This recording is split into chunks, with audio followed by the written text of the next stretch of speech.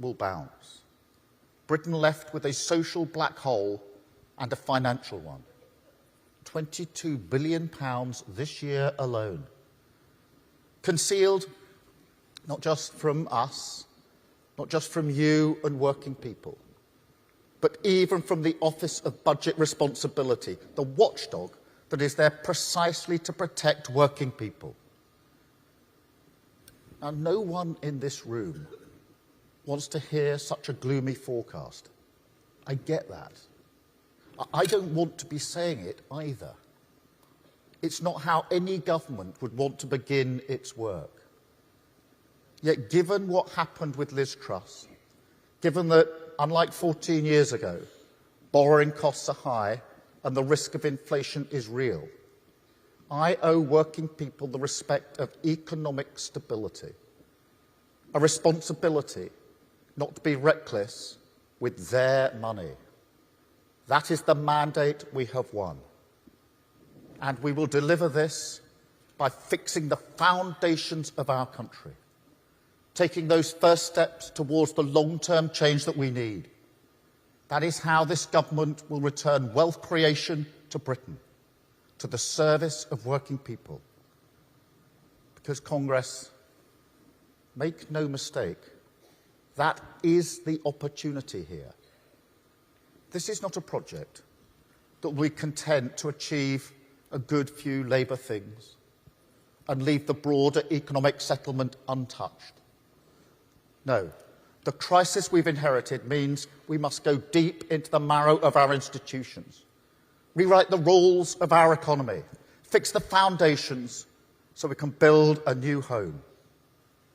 A country where growth not only comes from the enterprise of working people, but where growth serves the interests of working people. Living standards rising, not just because we're redistributing from prosperous parts of the country, but because we're growing the economy in every community. That is our mission. Who is growth for? Who does it serve? The right answer, the Labour answer, the British answer must be working people, and that is the change that we stand for.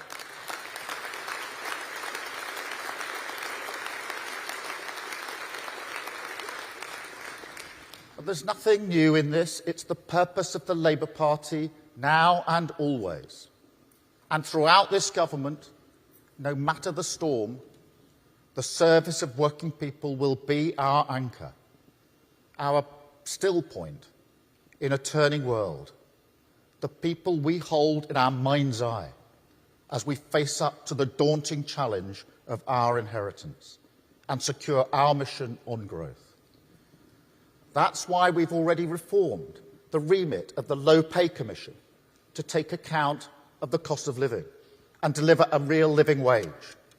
It's why we've launched a new National Wealth Fund to invest in the critical infrastructure our industries need and drive growth into every community. It's why we've unlocked solar and onshore wind, started bringing rail back into public ownership, committed to a proper industrial strategy, switched on great British energy, and begun, in partnership with you and business, the biggest levelling up of workers' rights in a generation.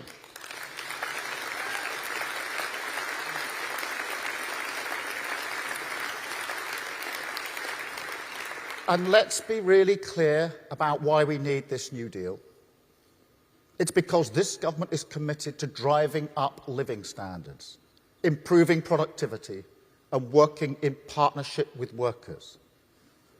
And Congress, as part of that New Deal, let me again be crystal clear.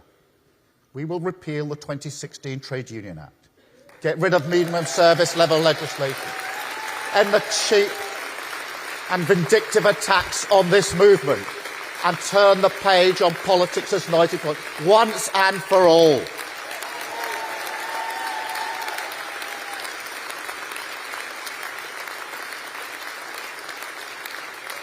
And Congress, this is the opportunity of power.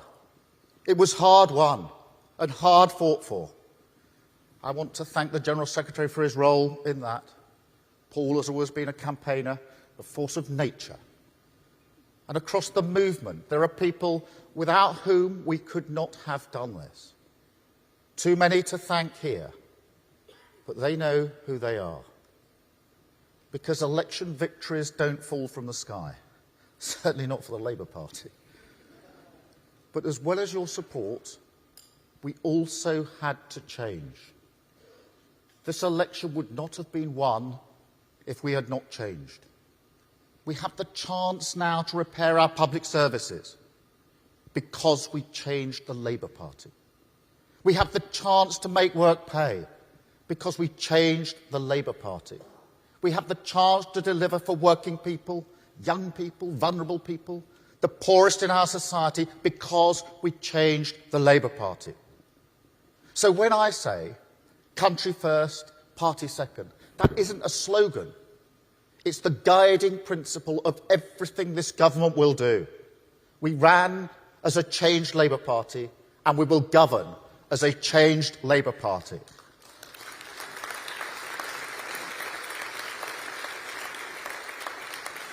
And so I make no apologies for any of the decisions we've had to take to begin the work of change.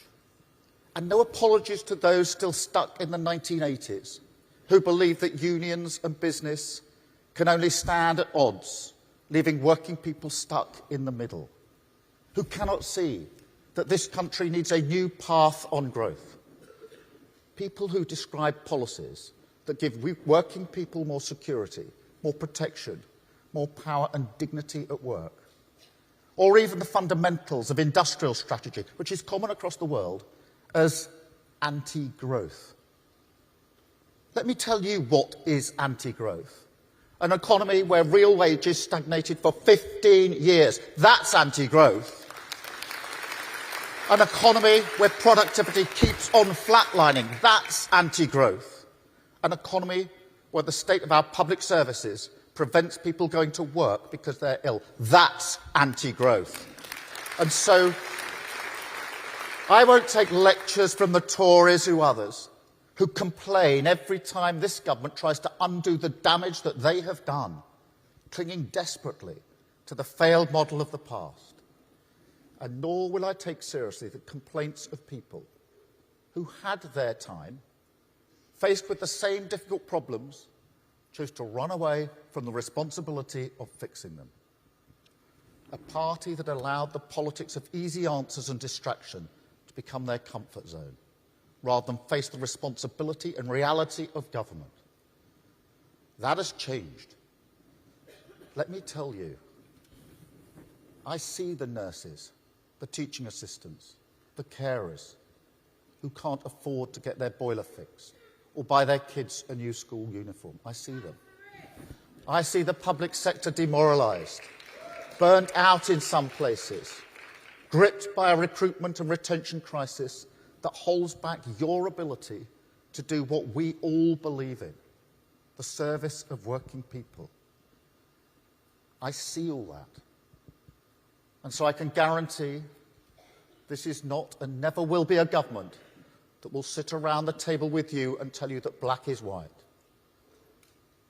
But I do have to make clear, from a place of respect, that this government will not risk its mandate for economic stability under any circumstances. And with tough decisions on the horizon, pay will inevitably be shaped by that. I owe you that candour. And I'll tell you why. It's because, as was so painfully exposed by the last government, when you lose control of the economy, it's working people who pay the price. I'll never let that happen under a Labour government.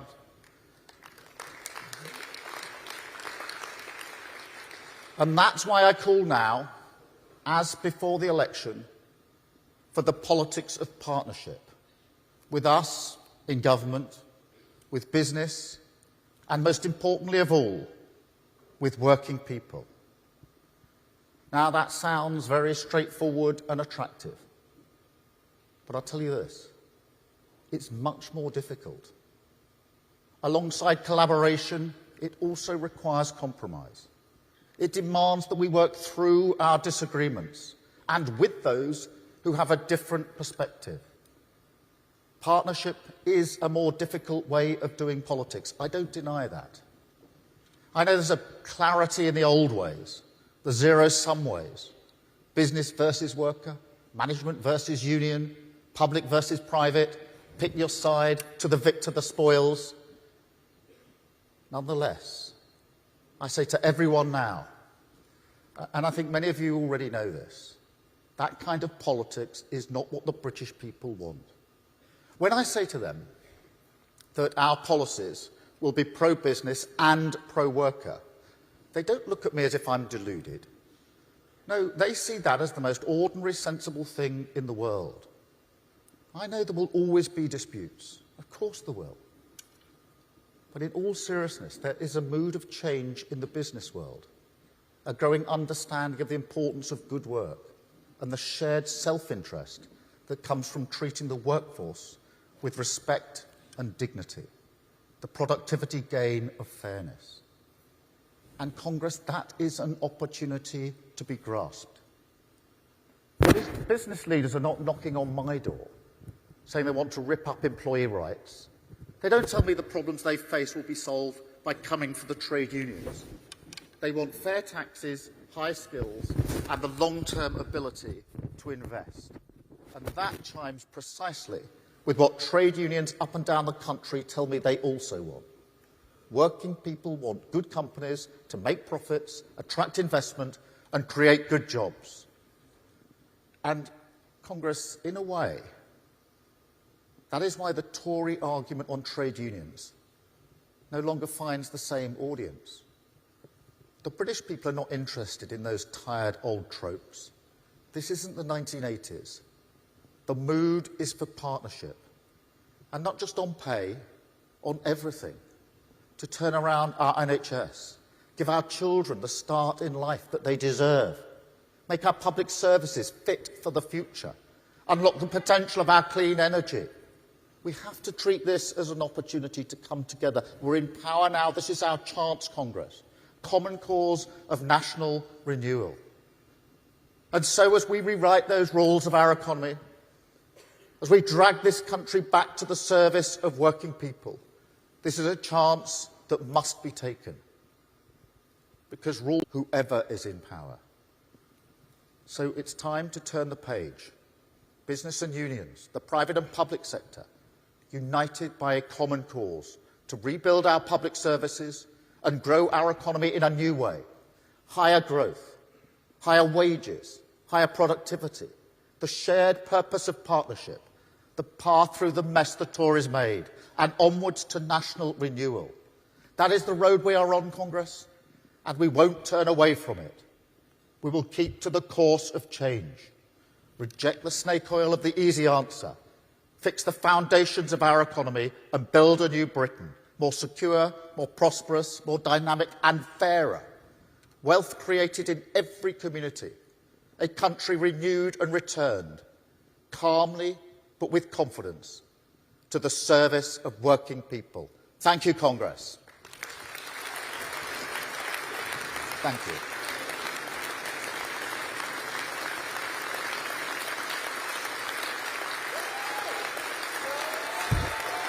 Thank you.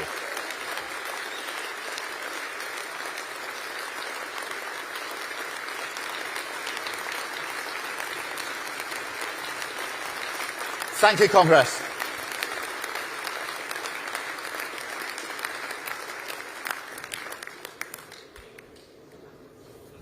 Keir, it was great to hear from you as Prime Minister, and you can see from the reaction of Congress that you have the support of the trade union movement in the tasks you've set out.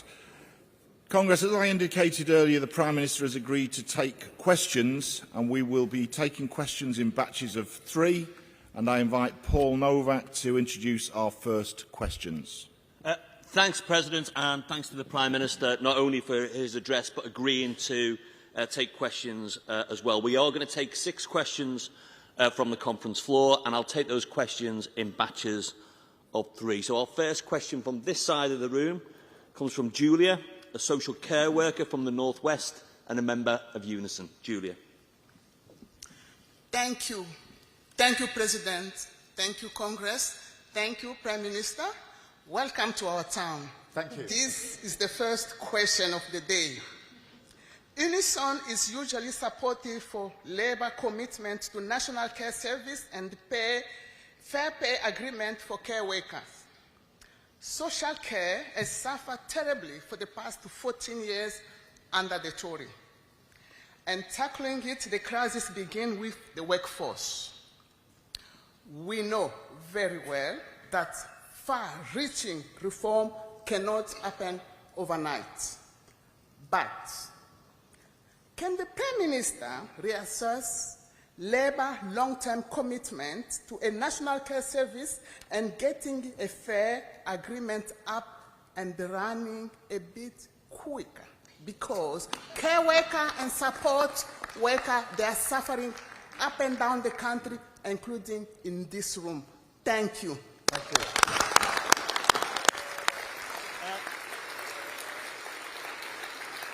you.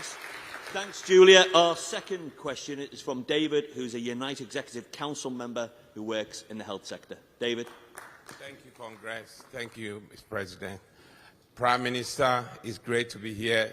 I'm pleased to see Labour Prime Minister in this hall. Thank you. As our General Secretary, Sharon Graham, said yesterday, I'm sure you heard her great speech. As she said, rates of investment in British industry are the lowest in the G7, and other countries have much more money set aside for future investment.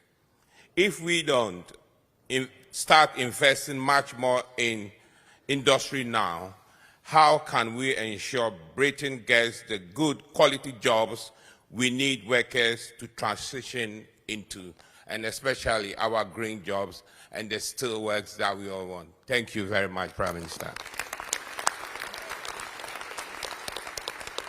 Thanks, David. And our third and final question in this section is from Sonia, who's a branch secretary for school support staff at the GMB. Thank you, Chair. Thank you, Congress, and welcome, Keir. Thank you. Labour's commitment to reinstate the school support staff negotiating body is incredibly welcome. We'd like to know, does the government agree it's time to recognise the pivotal role played by school support staff and end the scandal of term time only contracts? Thank you, colleagues, for those questions. Let me take them in turn. Firstly, Julia, in relation to care and the care service. As I think I've said to this Congress before, I know about this. My sister is a care worker. I know just how difficult it is, how fragile the working conditions are, and it's hugely important that we make that commitment, as we have done and as we do, to a national care service. That is one of the absolute objectives of this government, to create that national care service, and it does of course start with the staff. It doesn't end with the staff, but it starts with the staff, because you will know across your unions, across your members, just how fractured the working conditions are, and that's the reason, amongst others, that so many leave care to go and work in other sectors, because they want a framework that is better for them. So it starts with the staff, and the fair pay agreement, it will be the first of its kind that we will be bringing through, and we've deliberately chosen the care sector because we think it's the sector that most needs it. So that's the foundational stone, if you like, of the National Care Service, but we made a commitment to this. We'll stick to that commitment. We will see this through, and we look forward to working with you, Christina and others, to deliver on this really important commitment.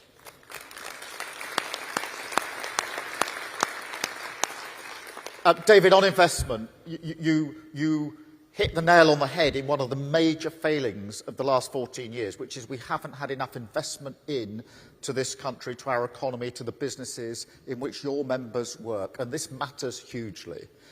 Whenever I ask investors why they haven't put the money into the United Kingdom in recent years, they tell me it's because of the chaos. of the last 14 years, particularly the recent years, with chopping and changing Prime Ministers, Chancellors' strategies. That is not to create the conditions for investment. The way to create the conditions for investment is economic stability, real clarity and strategy about where we're going as a government, whether it's on Clean Power 2030 or other strategic decisions, so that we can get that investment in, make sure that we get the growth that we need, and growth in every part of the country. And just on growth, because it's so important, yes, we want economic growth. Your members want economic growth. We want wages to go up. We want living conditions to improve. We want to have public services to be better. And we need it across the whole of the country. And that's why I said what I said about redistribution. I don't want a model that says growth is only for some parts of the country and redistribution is the answer for other parts of the country. We've got to have the commitment, the determination to make sure that investment brings growth across all parts of our country. And that's why we set up the National Wealth Fund. That's why the industrial strategy is so important. And Great British Energy to make sure that we get that investment in. So thank you, David, for that question. And then Sonia, on school support staff and the negotiating body. It's really important that we've reinstated the negotiating body, because I want every single child, wherever they come from, whatever their background, to have the best education they can possibly have. And that is down to our teachers and our support staff, who do an incredible job in difficult circumstances. And we owe them not just a negotiating body, but our respect. And it is in that spirit that we will work with them to deliver the first-class education that every child absolutely is entitled to in this country. So thank you, Sonia, for raising that really important issue. Thanks, Paul. Thanks, Prime Minister. Our fourth question, and we're going over to the other side of the hall, is from Helen, who works in defence and is President of Prospect's Defence Sector. Helen? Thank you. Prospect's recent survey of women in civilian roles in the Ministry of Defence found that, shockingly, over 60% have experienced or witnessed sexual harassment at work. What will the government do to make the defence industry and workplaces safe for women? Thanks, Helen. The next question is from Alan, who's the National President of the Educational Institute of Scotland and a Principal Teacher of English. Alan? Good morning, Prime Minister. The UK is one of the richest countries in the world, but poverty is wrecking the lives of more than a quarter of our children. The two-child benefit cap, punitively introduced by the last government, is a driver of poverty among larger families and is negatively impacting the lives of 1.6 million children. Controversially, your government has not scrapped the two-child benefit cap. What alternative urgent measures are you therefore taking to immediately alleviate the poverty experienced by 4.3 million children across the UK?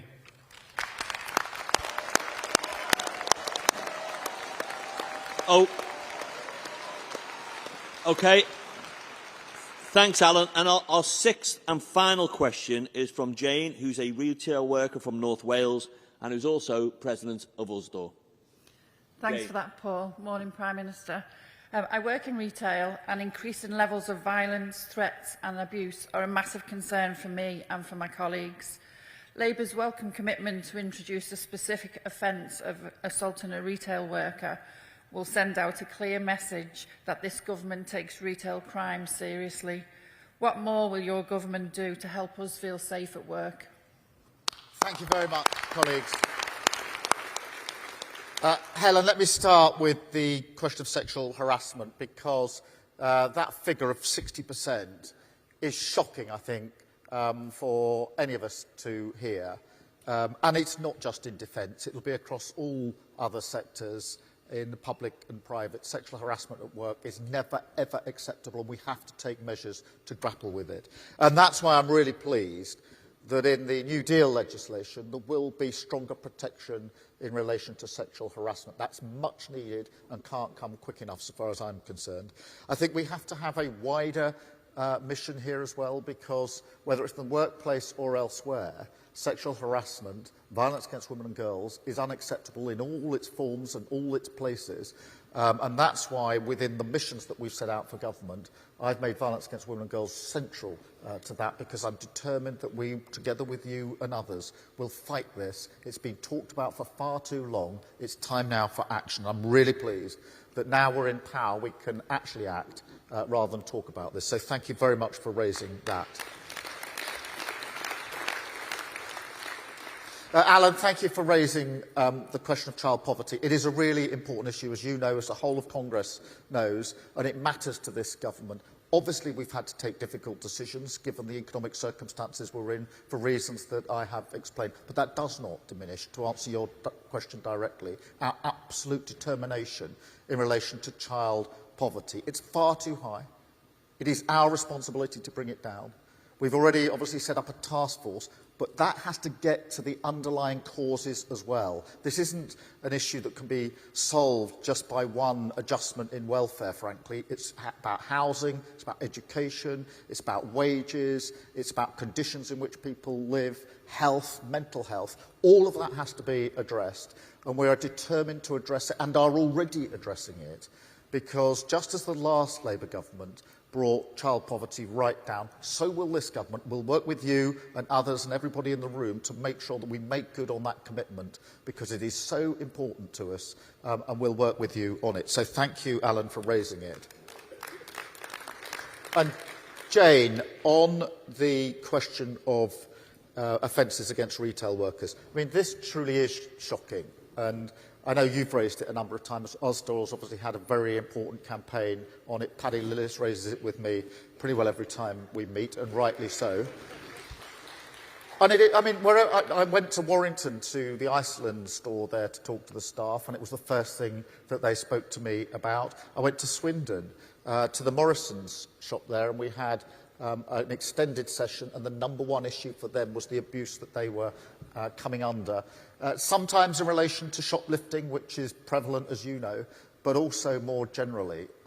And then in Southampton, which were smaller shops, but still it was the same issue over and over again. It's not acceptable. It can't be acceptable in any circumstances. It is demoralising for the workforce in every single way. And that's why I'm really pleased that we can introduce an offence to deal with it. But we have to go further than that. We can't have a situation where shoplifters can walk in, shoplift and walk back out again, and nobody can do anything about it. We're going to turn that, change that, work with you. This has to be a specific uplifted offence. We have to take it seriously. And I'm not wanting to hear again from those that are on the front line about the appalling attacks and insults that they are subjected to. It's everywhere across the country. It is really hard for the workforce to take. You have rightly championed it as a cause. We join you in that cause, and we'll do something about it, working with you and other trade unions. Such an important issue. Thank you so much, Congress, for having me. Very good to be with you. Enjoy the rest of Congress. Thank you. On behalf of Congress, I'd like to thank you for attending today, for speaking and for taking questions, and we look forward to working with you and the government. Thank you. Thanks so much.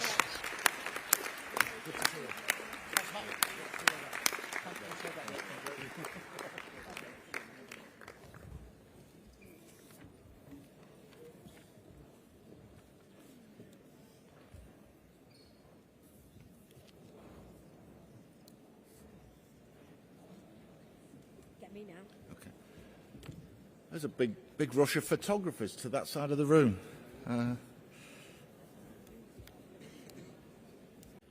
Motion